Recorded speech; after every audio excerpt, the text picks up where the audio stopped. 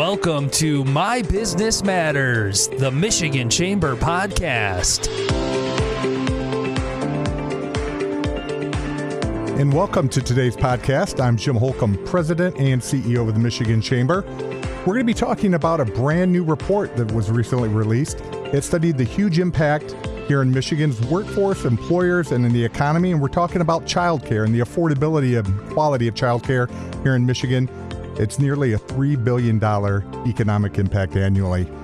And a warm welcome for our guest today, Codella Low. She's the Vice President of Policy and Programs at the U.S. Chamber of Commerce Foundation. She specializes in early childhood and K-12 education, as well as college and career readiness. Dr. Sacha Klein, the Senior Director of Policy and Advocacy at the Early Childhood Investment Corporation, more commonly known here as ECIC, a former professor and a PhD in social work at Michigan State University. And Leah Robinson, the Chamber's Director of Legislative Affairs and Leadership Programming at the Michigan Chamber, and she's been leading our work in this critical policy area. Ladies, thanks for joining us today. Thank you, Jim. Thanks for having us. Before we get in, this is such an important topic, but before we get in to some of the meat of that, I think it'd be helpful to take a little deeper dive, knowing exactly the role you're playing in your organization and how your organization has become active here. And Caitlin, let's start with you. Sure. So as you said, I'm Codella Low, Vice President of Policy and Programs at the Chamber Foundation. I run our early ed, K-12 and career readiness work. I'm also a mom of two young kids, 4 and 1. So I get to see firsthand how childcare is a workforce issue every single day. The Chamber's come to this work actually almost a decade ago. We were thinking about really the impact of workforce and the role that early childhood education plays in that. And we started digging in deeper, and we wrote sort of our first report in this space called Workforce of Today, Workforce of Tomorrow. And that really sort of dove into this economic impact. And it's with that report that sort of launched the Untapped Potential series that now we've done in a dozen or so states.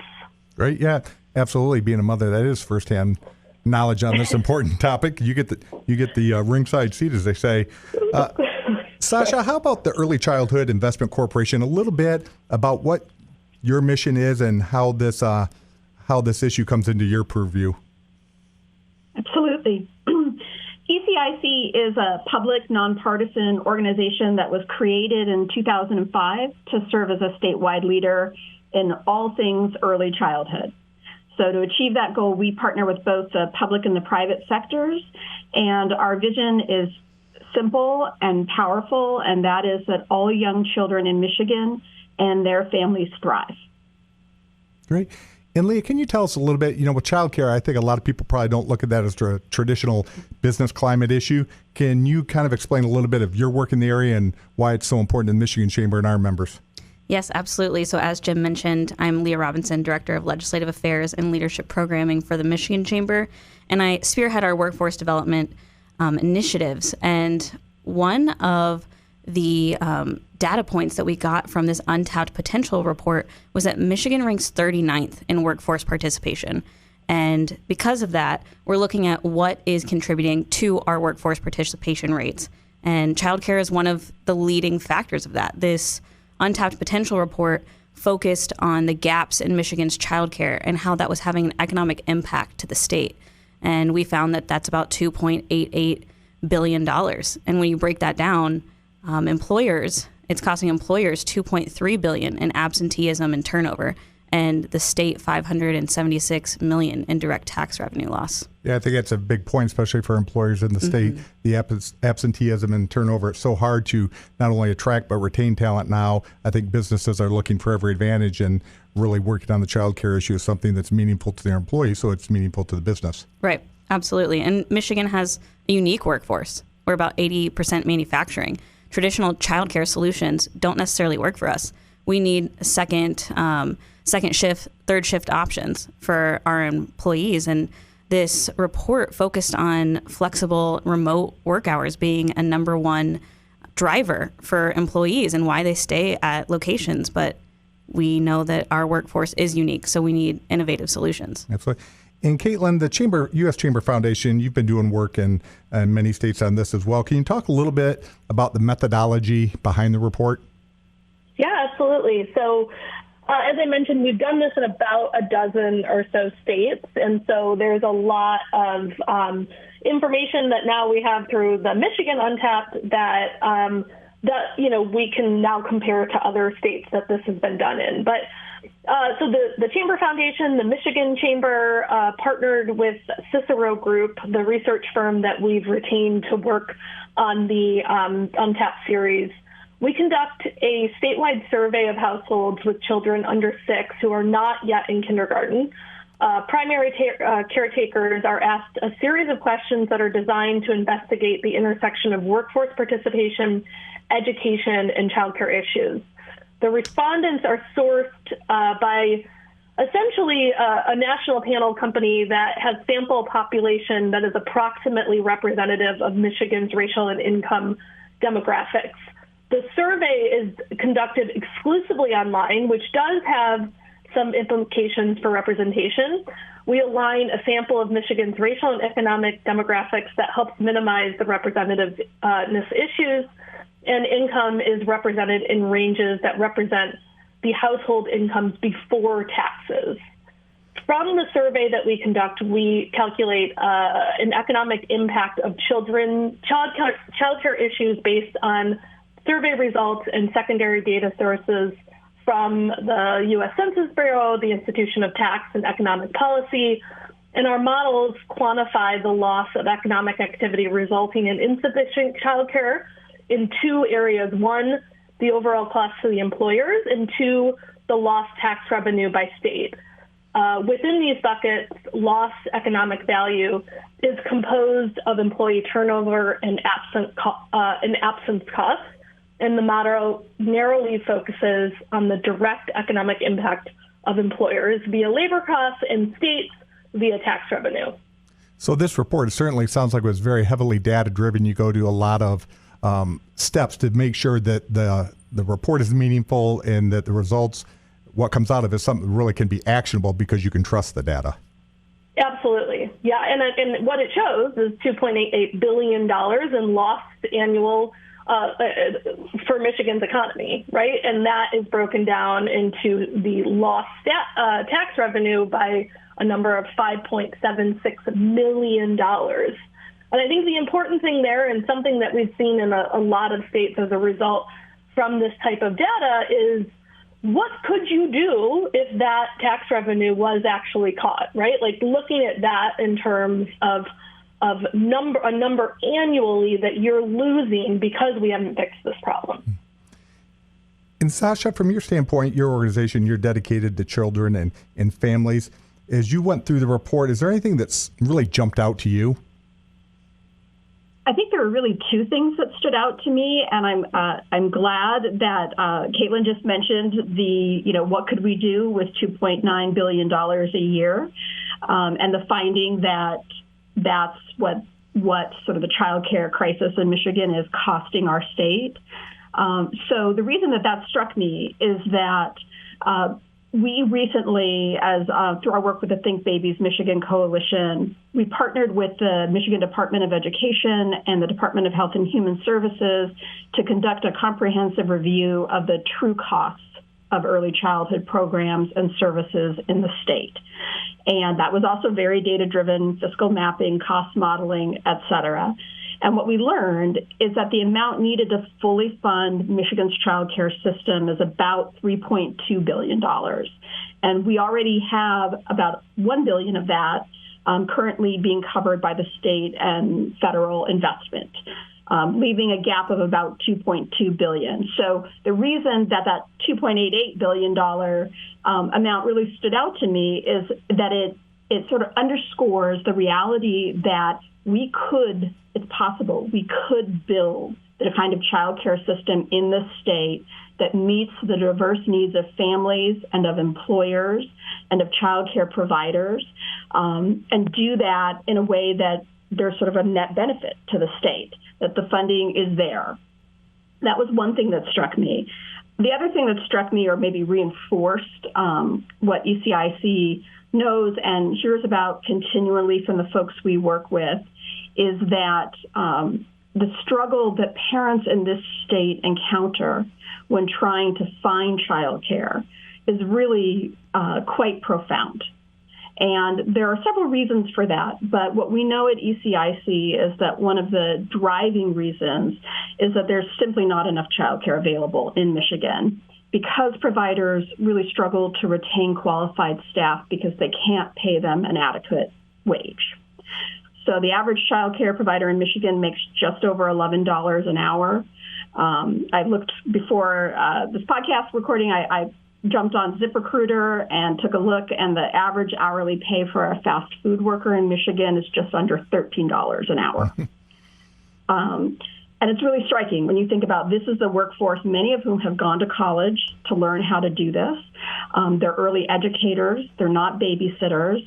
They are baby brain builders during the most critical period in the development of a young child. And we have a situation in the state where childcare providers can't keep their staff. Just last week, our CEO was talking to a childcare center director in the western part of the state who had to ask their accountant to stop what they were doing and fill in one of their childcare classrooms for the day, because otherwise the center was going to have to close down that classroom. And it's great. I think that the accountant got to be a brain builder for the day. But for childcare businesses to thrive, they need their accountants to do their accounting, and they need their early learning professionals to be there for the children. Absolutely. I think all parents want to make sure that their children are, cared for and they're being cared for properly, and making sure that they are trained professionals who are looking after the kids and, as you say, doing the brain building work to make sure. Leah, as you talk to our members and businesses across state, is this a problem located in just the urban areas? Is it rural? Does it span It's everywhere? Certainly an issue across our entire state. We do have childcare deserts where it's even more difficult to access affordable or any childcare for that matter. It affects working parents. It affects our employers. We do know from the Untapped potential that 31.9% of Michigan families, or a parent rather, had to change their job, had to change the nature of their job from maybe full-time to part-time, or had to leave their job because of childcare issues within the last year. And that's a national trend. It is pretty similar across the country, but averages right now, families are paying $672 a month for childcare on average. And 60% of parents from this survey are using some sort of tax credit to subsidize this. So this is affecting everyone in every industry in every county across our state. Caitlin, as you've looked at this issue across the country, is this new? Is this something that's recently cropped up, or is it just becoming more pronounced? Yeah, no, I mean, interestingly, Jim, we've been doing these surveys since before the pandemic, and we've continued it through the pandemic, and certainly in this moment in time as well with the Michigan report. And it's confirming absolutely what we've been seeing in states all along through, years 2017 on through. But there is one thing that I think we'd be remiss if we didn't highlight in Michigan, which is, Michigan is so unique in that prior to even these numbers coming out, the state and the business community in particular have been so proactive in finding childcare solutions that work for Michigan. And I think what is so exciting for us in partnership with you guys at the Michigan Chamber and the Michigan business community is figuring out, how do we use this data and where do we go from here? Because Michigan has done so much, even before this. And so I just feel like, I have to call that out as a huge opportunity that Michigan has that, frankly, not a lot of states had prior to this information. That's good. It's always good when Michigan be out there doing positive things and trying to lead the way. Sacha, if you look at things that are working, that you've seen examples, what would you point to? It may not be a full, complete bottle, but are there pockets or pilots of things that we need to expand upon? There's a number of things going on around the state that I think are working and quite promising. So we have Childcare Innovation Fund grants where we're working with something close to 50 providers to basically implement some of these innovative Michigan-specific types of solutions to the child care crisis, particularly around infant toddler care. And we are in the process of sort of logging those results and finding a way to kind of be a feedback loop so that when things work, we're able to share that with the government and with our partners in business and in other sectors so we can learn from that kind of innovation. We are also engaged in a lot of work where we're looking at the ability to partner across sectors. So your team's probably in an even better position than me to talk about this, but certainly one of the things that was highlighted in the report was TriShare, which is this model in Michigan that's being replicated in other states now, where if an employee is fortunate enough to work in a space where their employer participates, it's essentially a way for childcare to be paid for 1/3 by the family, 1/3 by the employer, and 1/3 by the government. Yep, which seems like a great balance. In fact, I was talking to some colleagues from across the country this past week, and they're trying to pilot their own. They're looking at Michigan saying, hey, that seems to have some real promising success, and we want to try to do it here. Leah, from your perspective, you're in the Capitol every day and you're talking to legislators and policymakers. What do you think the next steps are? That is $1 million question, but it's certainly a compounded answer, right? Because we have working parents that need affordable, accessible. We have employers that need employees in the door. We're obviously missing state revenue because of this childcare issue, but it's also a childcare industry issue. 30% turnover rate in the industry itself before COVID and 16,000 providers shutting their doors during COVID. We need to prop up the industry. We need to make sure that our children are getting quality, accessible childcare.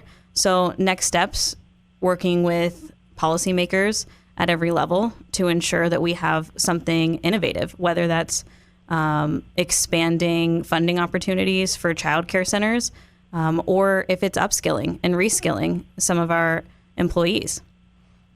Well, I can't believe it, but with that, we're already running out of time on this edition. A very special thanks to Caitlin, Sacha, and Leah, not only for the conversation today, but all three of you, the important contributions you're making to try to solve this issue. Our children are our greatest asset. We want to make sure that they are certainly well taken care of. And thank you to all the listeners. Make sure to tune in to our next episode, subscribe or like our podcast for easy notifications. And until then, keep doing whatever you can to make Michigan stronger.